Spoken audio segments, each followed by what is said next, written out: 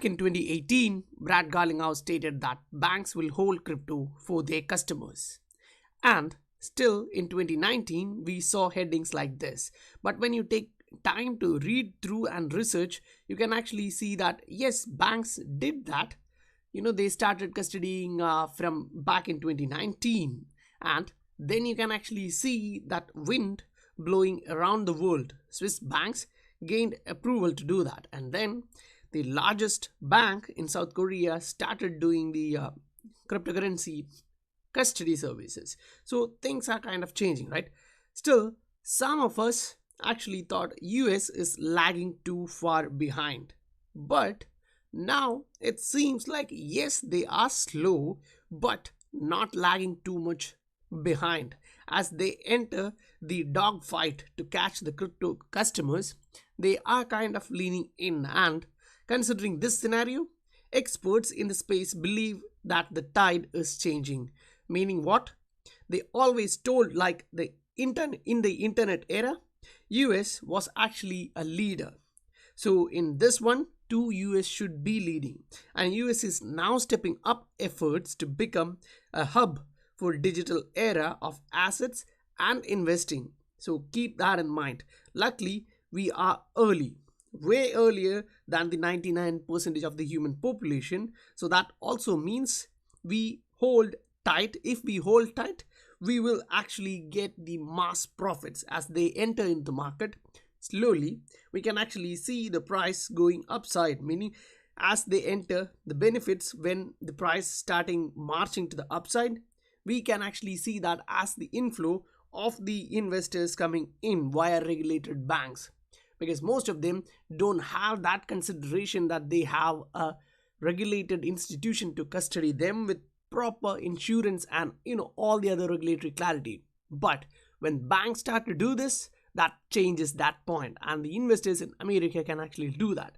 And the official document highlights crypto asset for millions of Americans today, that's to tens of millions of Americans today, include cryptocurrency. So automatically others will actually come in, the word will spread out, and the investors will flow in. Welcome to the Scientific Investor family, where we discuss crypto and science behind investing regularly. The doubters and fudsters will always be here, and as we see masses coming in, it will actually increase. So do yourself a favor, stay informed, stay educated about the entire space. Otherwise, they may actually ignite a bit of doubt inside you. So don't let that happen. This from I'm the Legion shows insiders from R3, and that kind of points towards what we were talking previously, like the race to reality, building central bank digital currencies. Now, when they actually enter into central bank digital currencies and look at what to implement, how to implement, we actually saw that retail CBDCs, wholesale CBDCs, hybrid versions. So there are different approaches so that they can how they can actually implement this one. Now, when we actually look at this one, at the bottom you can see which institution he belongs to. That's Bill and Melinda Gates Foundation. Now, back in the time, we actually saw that Ripple was also being highlighted in the Twitter hack, along with the Barack Obama, Clinton, and other stuff like Bill Gates Foundation and all. So now you can kind of see some kind of some things happening which we don't understand, but behind the scene there is something. It's not conspiracy, but it's kind of happening, right?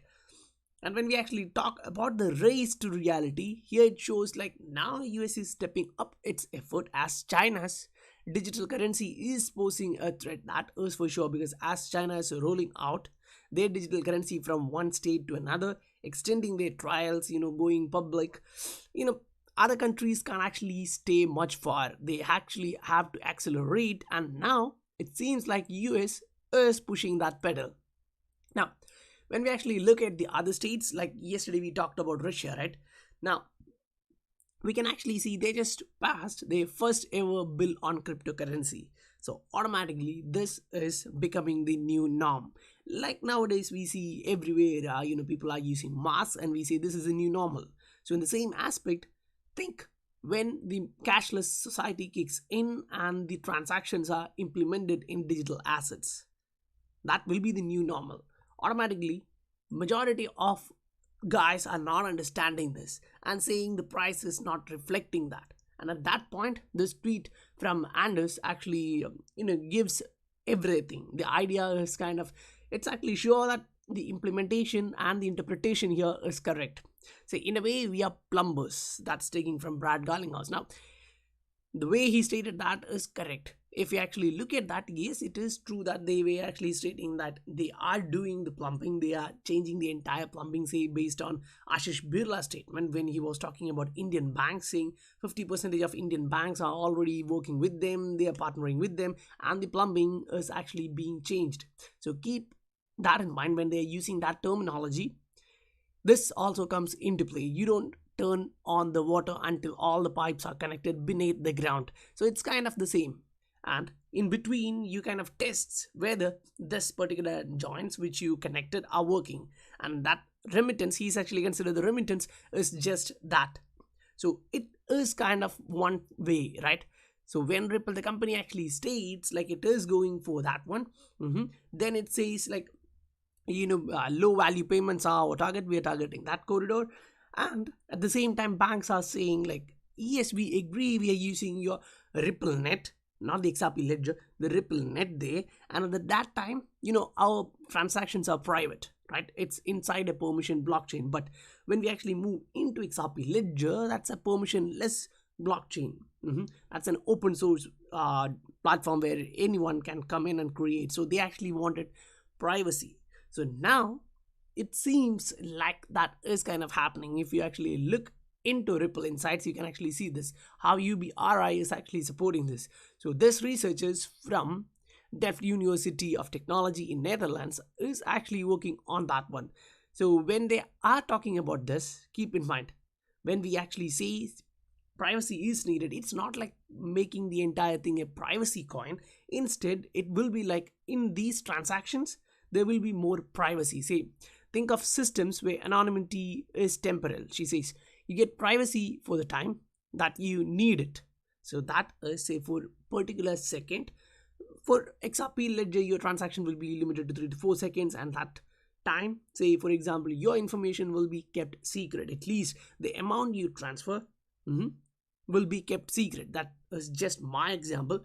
It can be that way because, say, for example, in an open ledger, you can actually see one sending one from other, and the banks doesn't actually want you to see that. Say, as it states here, people won't want others seeing what they buy or sell. That is kind of true, right? So at that particular instant, the privacy is, your own privacy. So no one actually will allow others to actually step into that. So now, as I stated, they are actually looking at anonymity on the XRP ledger. So this, as things are evolving in a way that this is gonna be the global asset. And in yesterday's video, we talked about being a fiat currency or having the parameters of fiat currency is an advantage for XRP. As we move forward, we can actually see this tweet from Picking Gun in Cons. You can actually see that adoption is getting into next levels. Tokenized Apple shares trading on Stella's blockchain. So the Stella's blockchain always allows P2P transactions, and these kind of transaction, and the network they have created is kind of enabling this particular thing. And that's actually okay, because as we entered into a tokenized economy, say if someone is actually using this one, tokenized Apple shares, automatically that will come for Microsoft, Google, and all the other companies one by one. And as these are getting adoption, others will just jump in without even doing the proper research, because they won't have the time if they don't do that at the initial stages, right? Then we get a news that Visa lays out platform agnostic approach to crypto and blockchain. We'll actually go through that. And at the same time, we are seeing again a tweet from Ryan saying highest likelihood partnering. That's banks have practice with vendors, review via fintechs, trusted partners exist. And if you look at the bottom, you can actually see POLYSIGN here. Now, when we see that, I don't know how to explain, but in keeping it short, POLYSIGN is a custody service for giants. And now US banks can actually custody crypto assets for their customers. It's not like dot connecting and all, it's just common sense. We can understand if they are working together, then the vast majority of US banks who are actually coming in to provide custody service for their customers may be using POLYSIGN as their customer, or at least taking services from them. So consider that is the case, and if that is the case, automatically if it is going through ILP and XRP ledger, you will have XRP at one point, right? Meaning, say someone is buying BTC using their USD. Now the transaction can be immediately done from USD to BTC, or transferring that one from BTC to ETH, right? But when the friction is too high, meaning when the networks get congested after all the banks going live on the custody service and millions, tens or hundreds, and hundreds of millions of people coming in to do this, automatically the network get congested for BTC network or even ETH network. So when that happens, even previously they were sending transaction or the potential volumes through XRP ledger. So in this particular aspect, if you see that POLYSIGN is actually working with this, and this guy is actually connecting that here, you can actually understand buy and build are hard, right? Tight budgets, lots of competing digital projects that are more core. If buy, companies above are attractive. Now, yes, it is gonna be there. Automatically this are actually going to give banks a lot of leverage to go into this particular market and try to get that adoption rate, meaning to attract a lot of customers. So they don't, if they spend more time in researching and creating a new custody service, that may actually delay their entire idea. And as that happens, keep in mind that world is actually going, because the surge in cryptocurrencies are actually increasing. Now, the heading is here, but I would like to read this one. Government moves to protect consumers from fantasy advertising claims and profile scammers following a surge in demand for cryptocurrencies. So, government understand that there is a surge in demand for cryptocurrencies again. Now, that really is something good for those who are waiting here. Now, this just came out yesterday, not yesterday, for me it's yesterday on 22nd of July. And that gives, the power to the market, meaning a lot of people are coming in, a lot of money is coming in, liquidity is increasing. Now you'll have to see how many of them come into XRP or other assets. That doesn't actually, care at the end, because once you get profit from one of the item, if you have the proper education, you will be taking out that profit and investing it in some other place where the asset has not went up in value. That increases the ability to profit more. So for example, we were actually talking about silver when it was around 12 to $13-14. Now it stands around $23. So that was really a huge pump. Now when we see that, when we consider looking at investing in that, I already told that we will be using, I personally was using X2 and X5 leverage. I was not going on too much on a risk, as I felt it was kind of the bottom from $12 to $14. I was taking X5 positions around 12 to 13, and from there to above X2 positions, meaning leverage. So it was not much of a leverage, and the risk reward ratio was kind of adjusted, and the risk was managed in a way that I will take the optimum profit. And when the price reached around 22.3, 22.4, that was a cool profit. So in the same way, if you consider cryptocurrency charts now, mainly XRP chart, it kind of resonates well with the silver chart. And if you actually understand that silver was in a downtrend for a long time, just opening the silver chart for the comparison, as we were stating about that. Now if you look at it on a daily time frame, it will be hard to understand. So moving on a weekly, you can actually see that the price went from way around $12 to up to $50 last time. And keep in mind, whenever you're going into a buy position or trading this market, mostly everyone uses X2, X5, X10. You can even use leverage is high. It depends upon your risk ratio. But if you consider the profit ratio from there, say take measure from that bottom area, okay, you're not exactly catching the bottom, somewhere here till the top, you will be actually profiting 253%. Now that is if you're trading the market on X1 leverage. If you're using X2, X5, that's multiplied by that leverage. So automatically that shows you how much potential this market has. Now, looking at the lows here, you can actually understand we actually reached a kind of low here somewhere, and we were kind of bouncing in that range for a long time. Now, there is a reason why I'm actually stating this, because if you consider we had reached one here, say one, then came down here, that's two, and then consolidated a bit, and then went even lower than these, making that a spring for this particular chart.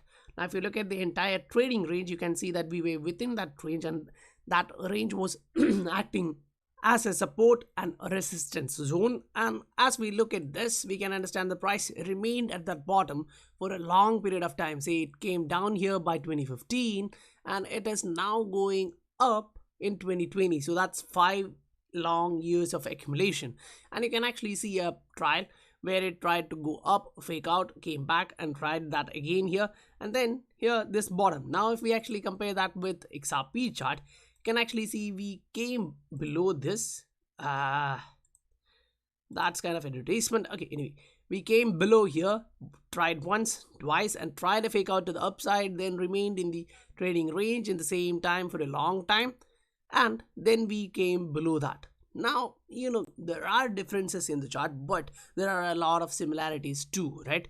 So when we actually see this kind of a pump here in a traditional asset, which is considered not that much volatile, and then you look at XRP in the same motion, I'm so much bullish on this asset at this particular point. I don't know how you think about this, but looking at the charts and these fundamentals we see around the world, we can understand something is actually changing. If the governments are seeing a surge in demand for the digital assets, automatically a lot of guys are coming in with new money. So as the new wave comes in, keep in mind the adoption and the fundamentals are also increasing. Visa wrote about its philosophy towards crypto and blockchain. So how that actually changed. Global financial services giant Visa is no stranger to the world of cryptocurrency, and we actually saw that they are coming in, going to provide more and more services for the digital asset service, right?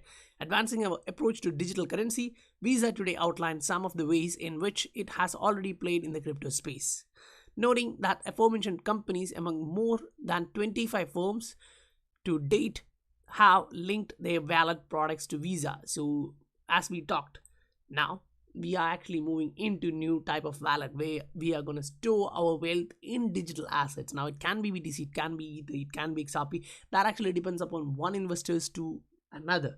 So as this change, the money is actually changing, right? So if they say, for example, Visa was actually always concentrating on the transactions and making money from that. Now as individuals move into digital currencies, cryptocurrencies or digital assets, they are transferring money more cheaply and much faster than they used to. Now if Visa has to actually stay relevant in this area, they have to actually provide a new infrastructure, and that's where Visa also called out last year's investment in Anchorage, a digital currency infrastructure security startup, along with the work of Visa's own internal research. So here you are seeing the name Anchorage. Now if you look at Ryan's recent tweet, you can see Anchorage here and POLYSIGN here, right? So these are the companies to be noted for custody services, mainly in US or around the world. You can actually see that kind of adoption is changing. So as it is changing, we can see more and more guys coming in. So this tweet from Pierre Perrine DC, I think I haven't pronounced it well, I'm sorry for that. Anyway, Visa outlines the approach to advancing digital currency. They have focused on stable coins and central bank digital currency and are working with licensed digital currency platforms to provide bridge between digital currencies and their global network. Again, to provide a bridge between digital currencies and their global network of 61 million merchants. So automatically they are trying to bridge from the fiat currency, which is originating from the central banks, and now it will be changing into central bank digital currencies, towards the merchants around the world. Now Visa is an international network, right? So automatically other networks like MasterCard, American Express, everyone will be coming in, and you can actually see these are guys who are partnering with Ripple. They are working with Ripple, learning from them. It is not clear that how they are going to implement it, but as we see the rollout of central bank digital currency, we will get more idea on this. If this is the case, the reason for wholesale central bank digital currency will be huge. As we previously checked in the network of wholesale central bank digital currency, the chances are actually high that it is going to actually come in. We are still at that resistance level in the chart for long term. If you look at that now, even if you change that into a log scale chart and look at it, you can actually see that we are still hovering around or flirting with that particular range, and that is where the long term resistance line stays, right? So once we break this one, it's actually a good thing, but if we don't, keep in mind that there is room to the downside.